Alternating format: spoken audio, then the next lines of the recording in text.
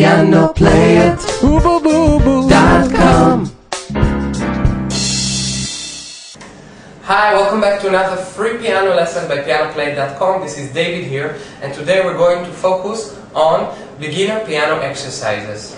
Now, why do I make a fuss about giving you so many beginner piano exercises? Well, first reason is that by playing this piano exercise, you're going to create a flexibility in your fingers, and you're going to improve the individuality of each and every finger.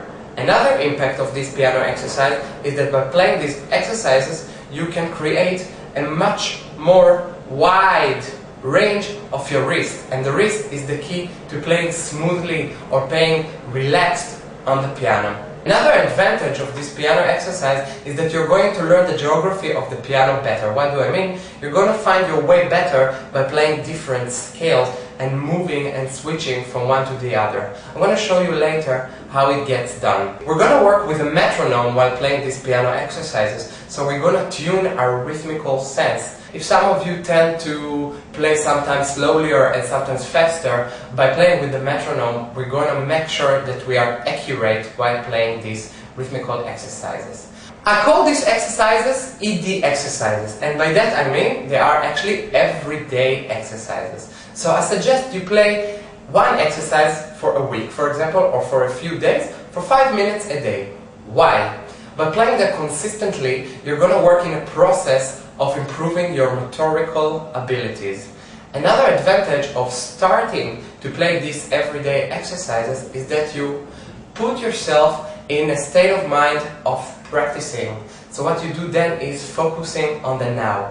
You forget your worries from the past, you forget the money you don't have and how much you have to earn and everything, and you focus only on moving from one finger to the other in a certain sequence. So I think now it's clear why I find these ED exercises very useful and very important. Now, how are we going to play these ED exercises? Let me explain. The first thing we're going to be aware of while playing this exercise is that we keep the correct posture. I talked enough about sitting right at the piano. I suggest that before you start practicing the finger rings exercises I will provide you with, you check the basic piano exercises in our piano technique section.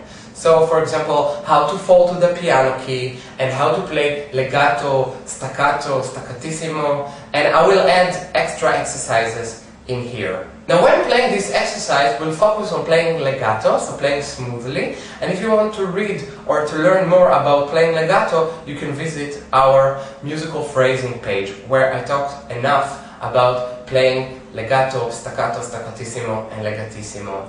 We're going to keep the correct posture, and you can learn more about it in the correct posture page. From bottom to top, we're going to sit very stable, legs stable on the ground, knees under the keyboard, straight back but not stressed, long neck, released, arms, loose wrist, round fingers. As I said, we're going to use the metronome. I suggest that you pick a metronome that you feel comfortable with and make sure you keep the rhythm accurate. Finally, we're going to listen to the sound when we're playing. We're going to make sure we don't play too harsh or too soft. We're going to have maybe a clear sound, or some exercises will demand a smooth sound, falling more slowly to the key. We're going to deal with each and every exercise separately. So what I'm going to do, I'm going to show you now an example of the first exercise, and in the bottom of this piano tutorial, you find an individual piano tutorial for each PDF, for each individual piano exercise we're providing here on Piano-Play-It. So what are we waiting for? Let's begin with the first exercise. Okay, so unless something else is mentioned, we're going to play these exercises with the middle C position. So we're going to lay our first finger on middle C and the rest of the fingers respectively, so D, E, F and G with the second, third, fourth and fifth finger. And we're going to do the same with the left hand, only vice versa. So the fifth finger on the lower C, D with the fourth, E with the third, second and first. Okay, and we're going to play these exercises in three parts. First the right hand, then the left hand, and then parallel movement, so moving together. I'm going to start by introducing the first exercise. What we have to do is play legato, so that means we're going to press on C, move to D, and while we are halfway down the key, we're going to lift the first finger up. we're going to move from C to G, and then we're going to start the same exercise playing from D.